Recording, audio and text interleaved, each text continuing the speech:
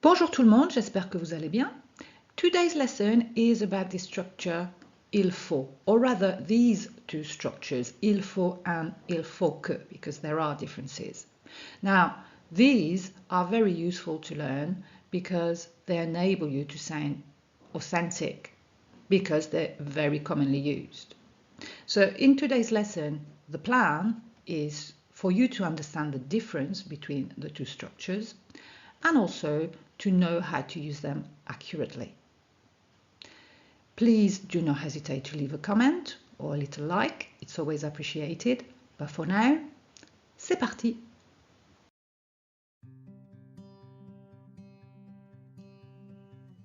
Il faut comes from the verb falloir, meaning to need or to be necessary. It is what we call an impersonal verb, just like the verb pleuvoir. If I say il pleut, it rains. I cannot say I rain, you rain, he rains, they rain. Therefore, it is impersonal. In French, it can only be conjugated with the third person singular, il, because as you may know, we do not really have an equivalent of it, and the closest thing is il. If you use il faut with a noun, it will have that type of meaning. We need or you need, one needs something or something is needed in general. For example, il faut du pain, we need bread. Il faut une solution, a solution is needed or we need a solution. Il faut du courage, you as in people in general need courage or courage is needed. Just one little point, be careful with articles. Remember a and some, the indefinite article and the definite article. If you're not sure, watch my video on the topic. If you want to be more specific and be precise about who needs something, then what you need to do is to use an indirect object pronoun. It doesn't really matter at this point if you understand what an indirect object pronoun. You can watch a video that I've done on the topic, but I'm just going to show you what they are today. So we have this structure, il faut, and I want to say I need, you need. I want to be specific about who needs something. Therefore, I'm going to use the indirect object pronoun. Il me faut, il te faut, il lui faut, il nous faut, il vous faut, il leur faut. For example, il me faut du pain, I need bread. Il lui faut du courage, he or she needs courage. Il leur faut une solution, they need a solution. If you use il faut with an infinitive verb, then it means it's necessary to, you as in people in general must or we must do something. If I take these examples, il faut protéger la planète, a possible translation would be it's necessary to protect the planet. Il faut choisir un plat would be you must choose a dish. And the final one, il faut vendre la maison, we must sell the house, or you could say the house must be sold, or something like that. It's the idea of necessity of an action. It's a very useful structure because it's quite easy to use. You just need il faut and an infinitive verb that you don't need to worry about. You don't need to change it, it stays as it is. Il faut que is a very common structure again, especially in spoken language.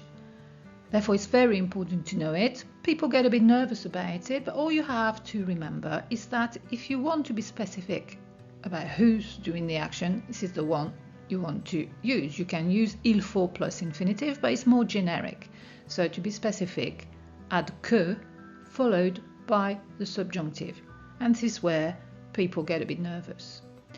You shouldn't be, because the subjunctive, you have to learn the formation like any other tense. It's not really different.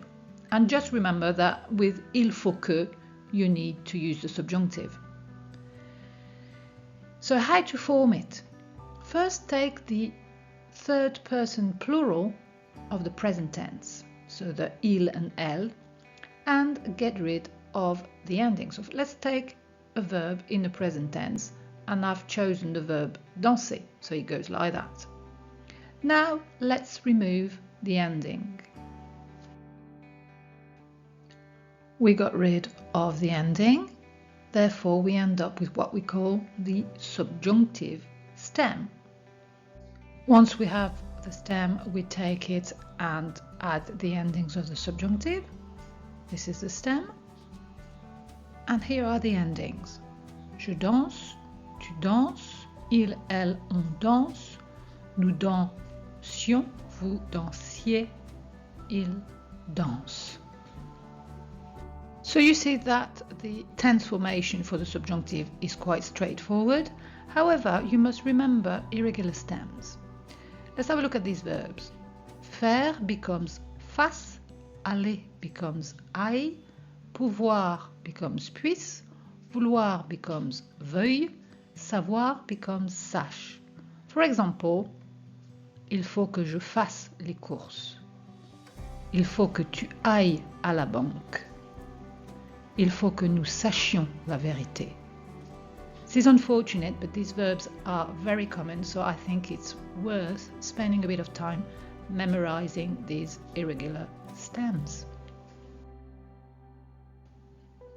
Of course, there are two verbs that are highly irregular in the subjunctive, and you must have guessed which ones they are. The first one is, of course, être. So we will have a specific pattern for this verb, and it goes like this. Je sois, tu sois, il, elle, on soit, nous soyons, vous soyez, il, elle soit.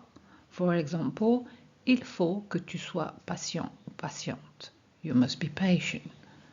And the other verb is, of course, avoir, to have, and its pattern is j'ai, tu es, il, elle, on est, nous ayons, vous ayez, ils aient, elles aient. For example, il faut que vous ayez votre passeport. You must have your passport. It's necessary for you to have your passport. Of course, you can use il faut in different tenses. We already know the present tense, il faut. In the perfect tense, we will end up with il a fallu. The imperfect, il fallait. The simple future, il faudra. The immediate future, il va falloir. And the conditional, il faudrait.